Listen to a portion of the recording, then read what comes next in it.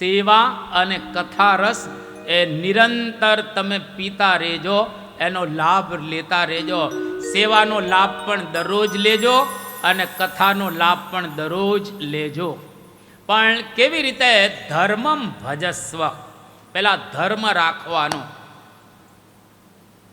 જો ધર્મનો ત્યાગ નહીં કરવાનો, ખાવા પીવામાં ધ્યાન રાખવું, જોવામાં ધ્યાન રાખવું, સાંભળવામાં ધ્યાન રાખવું. ધર્મ કોઈ જગ્યાએ આપણો જવો ન જોઈએ, આ બરાબર ધ્યાન રાખવું. પિતાને કહે છે. અને ખરેખર સુખ મેળવવું હોય તો પાયો બરાબર રાખો. ધર્મ, એની ઉપર જ્ઞાન, પછી વૈરાગ્ય, પછી ભક્તિ. અથવા તો બીજી રીતે કે ધર્મ, અર્થ, કામ અને મોક્ષ, 4 પુરુષાર્થ. ધર્મને પાયામાં રાખીને પૈસો કમાવાનો, અને ધર્મને પાયામાં રાખી અને સ્ત્રીયાદિકની સાથે સંગ કરવાનો. ધર્મને પાયામાં રાખી અને મોક્ષ પણ તમે મેળવી શકો. જે લોકો ધર્મને પાયામાં નથી રાખતા, યાદ રાખો, એને પૈસામાંય મજા નહીં આવે, અને એને કામ વાસનામાંય મજા નહીં આવે, અને એને મોક્ષ પણ નહીં મળે.